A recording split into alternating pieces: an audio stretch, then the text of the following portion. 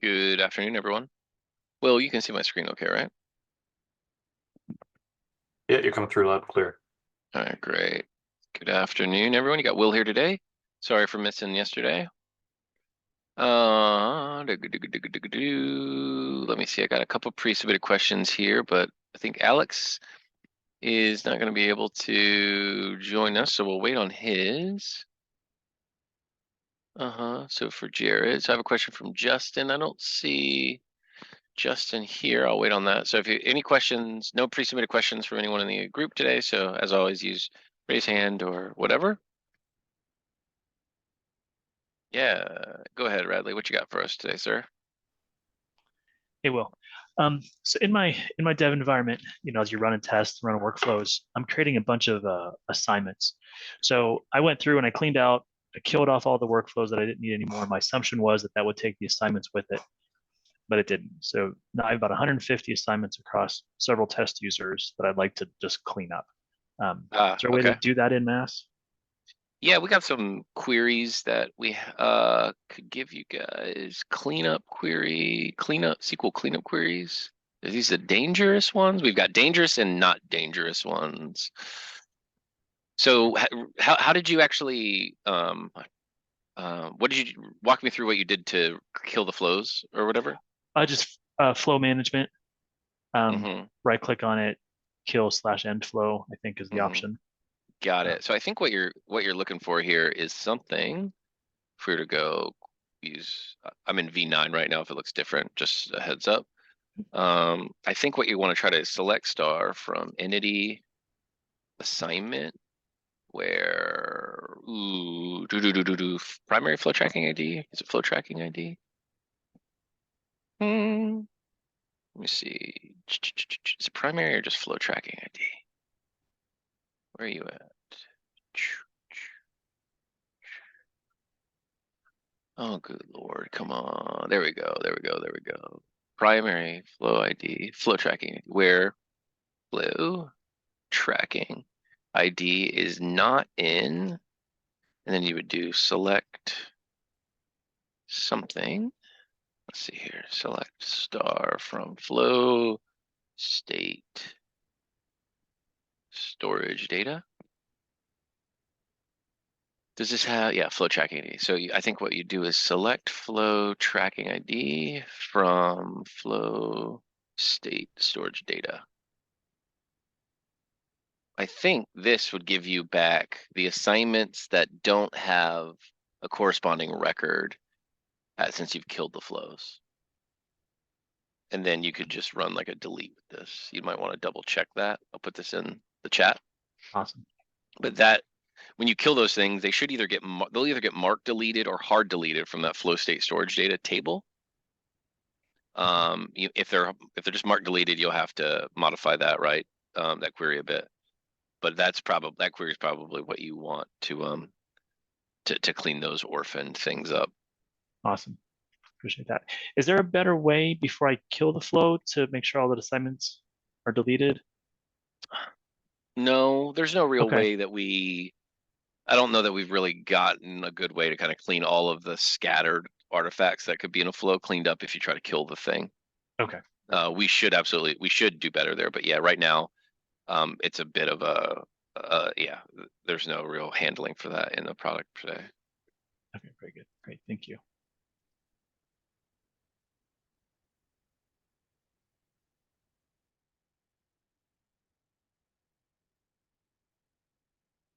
All right, what else we got here?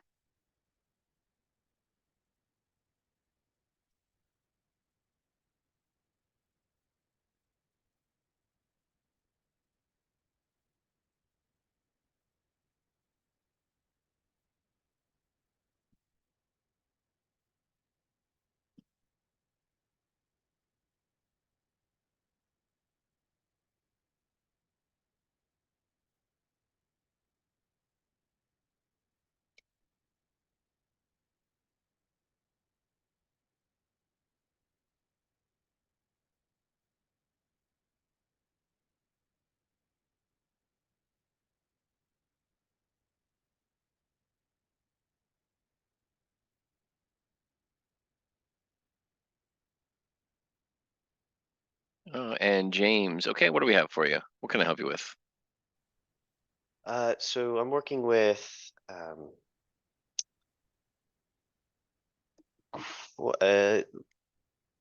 not super simple, not super flat data structure Okay. that I'm loading from a truth table. And I was wondering if there's a way to dynamically populate a truth table that is not an external truth table. I haven't started using an external truth table yet. I Okay. haven't really explored that. But every time I update a data structure, it wipes the truth table. So it's kind of like, is there a way to either repopulate it from a flow? I haven't seen a control that could do that. Or should I just be looking at an external, using an external one? Yeah, I think you really want to. I mean, yes, we have some sample flows that you could build using like our truth table edit service. So in scenarios where people have lots of Excel data and they need to transform that like into truth table data, kind of before we launched external truth tables, they would kind of try to use a truth table edit service. It's a lot of work. It's not really worth it. And an external truth table, except can handle most scenarios that you want. So I would advise to look at an external truth table. Um, uh, yeah, to look at external truth tables here. We contrive a way to do it? Yes, but I can't walk you through it now. It's kind of complicated, and you have to kind of play around with the internal service steps to get it to work. But I could ask someone to send over a sample of a edit or import, create truth table from CSV flow that you could pattern off of if you needed to. But external truth tables are a better solution here. Um,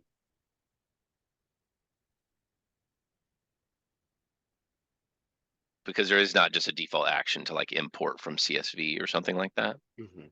Like, how much about external truth tables have you looked at so far? I've I've used them a little bit, not much at all. So but I've just successfully created to an Excel table with from my JSON data. Okay. Um, and so if I wanted to just test that, but the thing is that I have a so this truth table, it returns a data type which has different nested data types and Mm, decisions.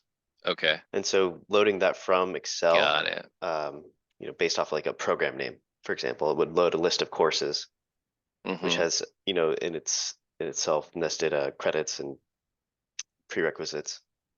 Um, I see. so I don't know, it's a little complex, maybe a little bit more than So one what's happening right now? question. Like you add a property, so you have a data type, the individual call, is it the output of like how is your truth table getting cleared when you're editing your type? Talk me through that a little bit.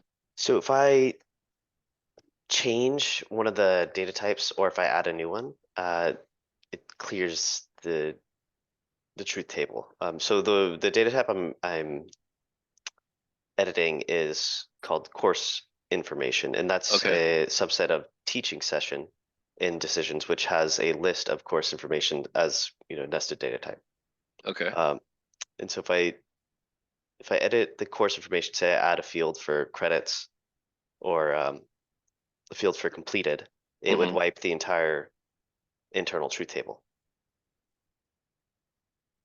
Oh Is yeah, that is that shouldn't not be expected? definitely not expected. Yeah, Hmm. that sounds like a pretty uh pain in the butt bug. Yeah, you should not be experiencing that at Okay. all. Like that's definitely not expected. So we can get that fixed for you. Like we can get that reported to support. We can figure out how to get that fixed, and then, I mean, if this is like if you don't expect that to be a persistent state, then we could get a fix here in an upcoming release, so that doesn't Mhm. happen. But yeah, adding a type or adding a property to a type shouldn't cause output data of that thing to be lost in any way at all. Hmm. Okay. I don't know I don't know of a way to fix that now. But what we could do is, man, I don't know. In fact, it's probably.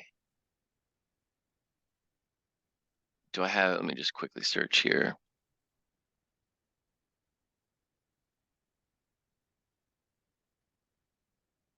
Yeah. So we could have someone send like the sample flow we have for editing a truth table. Let me just double check, make sure it's not in our projects list here. I checked, I didn't see it there. It is or isn't? I didn't see that. I think Josiah has it. Let me ask him really quick. This is like I think this is a good utility flow.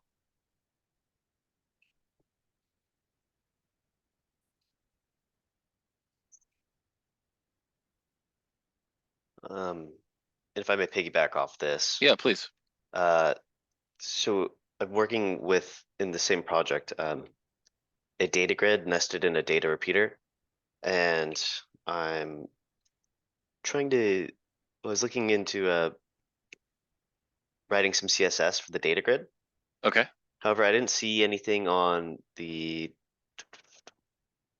saw something on the forum related to it, but there's nothing in like the documentation for that control.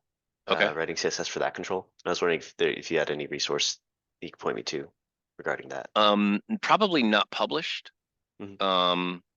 This is for like a data grid on a form. Yes. Let me make sure our CSS generator. Oh, I'm on 9. That won't work, will it? We have a project in the App Store called CSS Generator. I don't know if it uses that. Well, someone from support can definitely pull out the class names for you and send them to you. Okay. I don't think I have a good catalog of all class names in the product today, though, that you could use. What we often end up doing is just advising you to use Chrome Dev Tools and then find the mine are going to be all different from yours, but like use use Chrome Dev Tools to try to dig out what the thing might be. Oh, okay.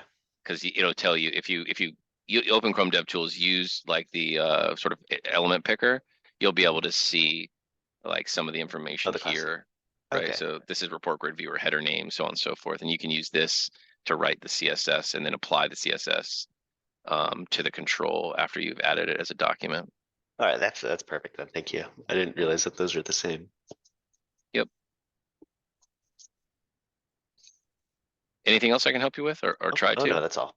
Thank you. There's the one off that he built. So James, what I'll do is Will, if you could help me, like we'll dig up this truth table flow and send it over to you. Maybe it'll be helpful, maybe it won't. It's probably too much, Mhm. but yeah. And we can also get a support ticket in to have someone try to work with you to recreate the issue that you're having with the truth table and get that fixed.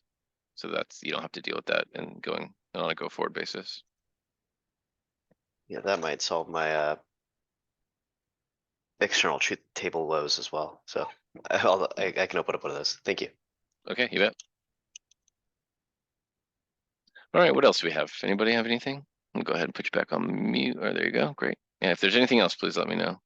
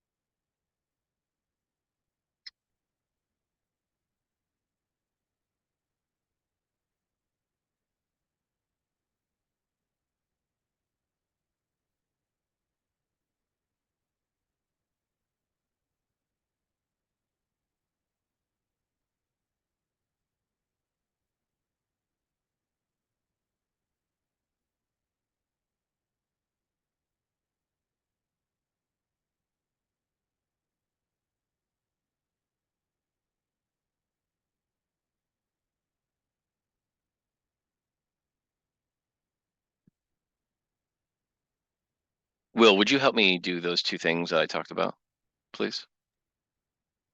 Okay. I'm gonna at you in the thread where I'm asking Josiah.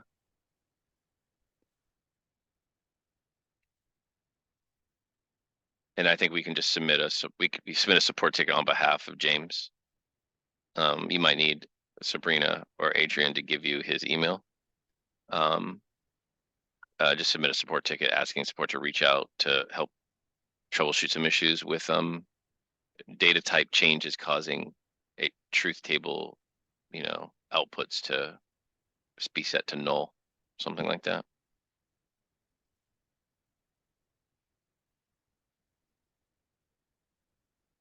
Got it.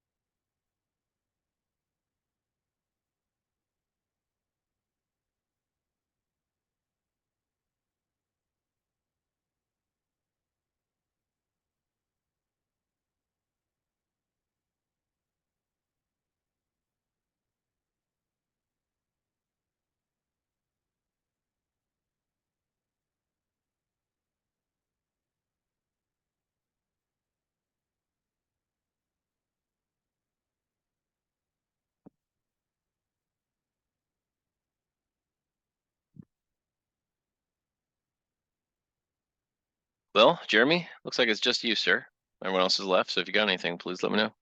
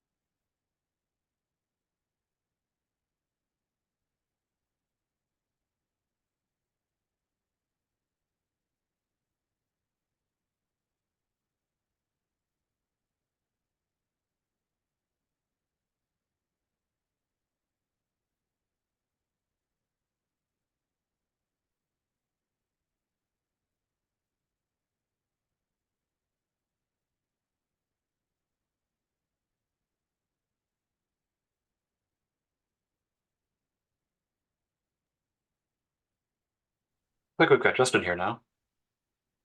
Oh, yeah. Thank you for calling on. Hey, Justin, how are you? Let me pull your question up. I'm good. Sorry, I totally lost track of time. No, no worries. I don't really understand data structure relationships with decisions since it generates its own ID. See, so yeah, go ahead, please. Yeah, I talked to Jeremy a little bit about it, so he Okay. explained it a bit better. But I was confused because I'm used to working with the SQL servers directly, so Mm-hmm. I was confused how it actually connects them behind the scenes. Yeah. So this is, are we assuming that you're creating like a type like two data types, one of which is nested inside the other? It was more I was creating uh, a table, and then it has little tables, a little table underneath it that creates entities that connect to it. So if I come create data types, you're talking about creating like a database structure here? Yeah. Okay. So let's create a type here called parent type. And it'll have a single property for now. And then let's create another type, also a simple database structure, and we'll call this thing child type. And I'll give it a single string property as well. Then what I'll do is I'll edit the parent type. And I will put, I'll name the thing called the child. And then here I'll search for child and find child type. And I'll keep it as a single object, and I'll go ahead and click save.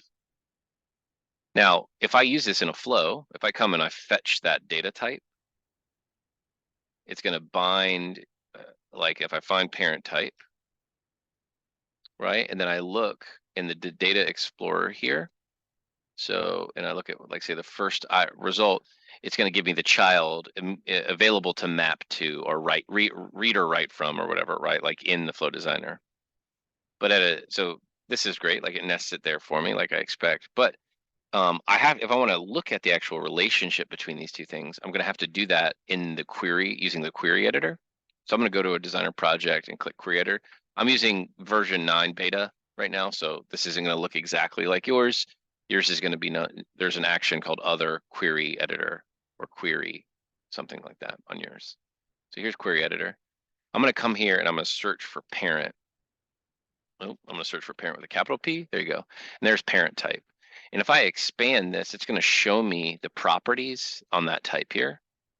I've got the ID that would generate for the primary key, and then the property I created. And then I have these two fields. These two fields only exist because I nested a type inside of it. So let me just generate a select query and run this. And so what happens is, when you have a one-to-one relationship, we save the ID of the child on the parent, right? So if I come and I look and I search for child here, and I do this, you'll notice it only has ID and string because it doesn't have a concept of a child, of a nested type. So the first thing to know is, like, we manage the relationship between nested objects with one-to-one relationship. We manage that from an ID on the parent type. And what we do is we add some custom columns, the back, our ORM layer does, to allow that relationship to occur. So if we were to be maintained, not occur, excuse me.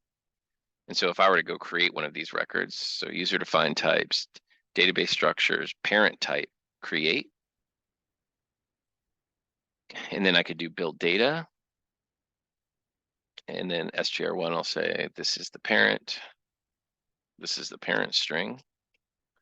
Yeah, sure. And then I'll do build data here, and I'll say this is the child string. Right, and I could run this. Boom. And then if I come back here and refresh my view, I should have some data. And yeah, and now if I put child here, let me bring this in and let me generate another select. So here's the ID of my child, and that ID will be in the property called the child on the parent type. So it's reading in the property names and then generating a type reference and an ID reference to the child type on the parent. Any questions about that?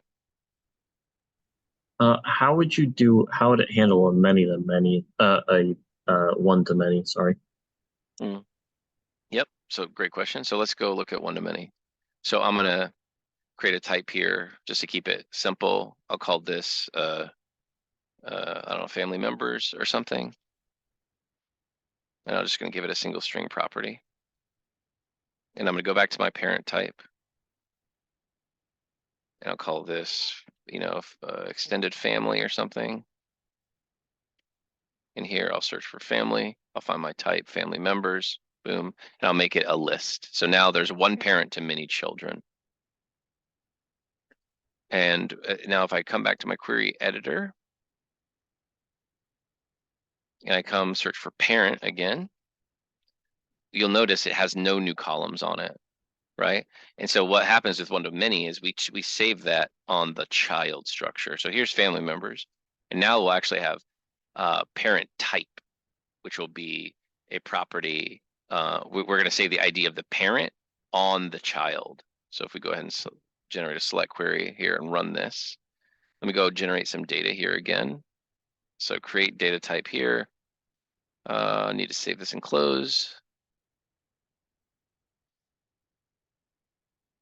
Okay, here is extended family. We'll build array and we'll build data and we'll add another record here. And I'll just do some garbage text here, build data.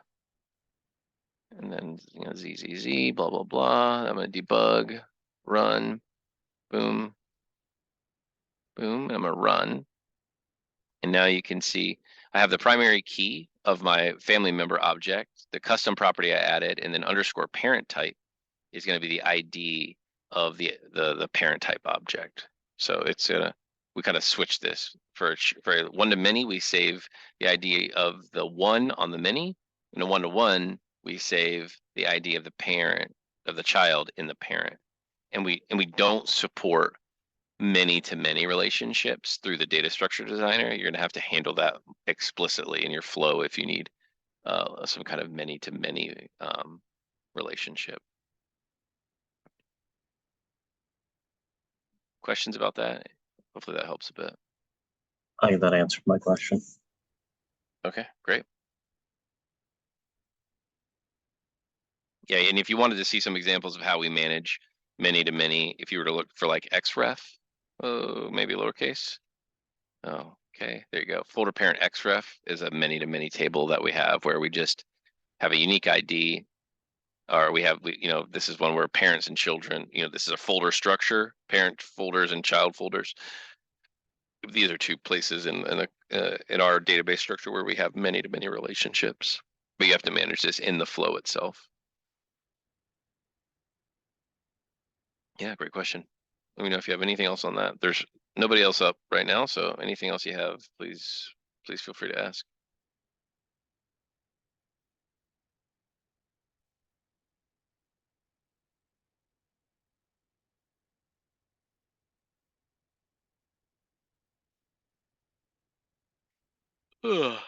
Excuse me.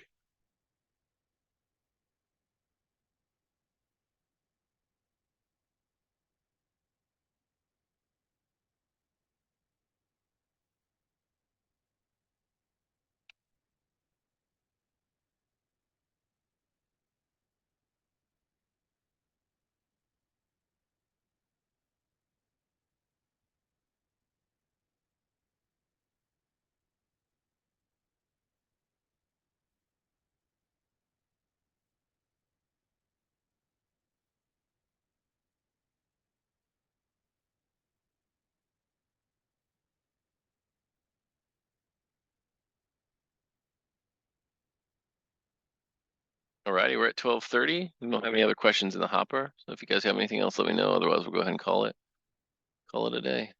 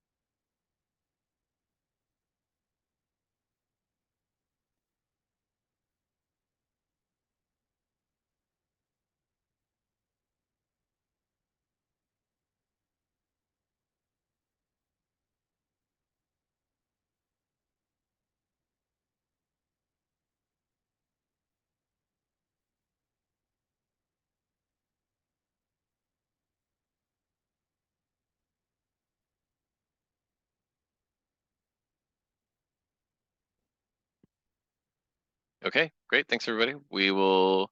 You got Jared again tomorrow and then Sin on Thursday. So appreciate the time. Have a great day. See ya.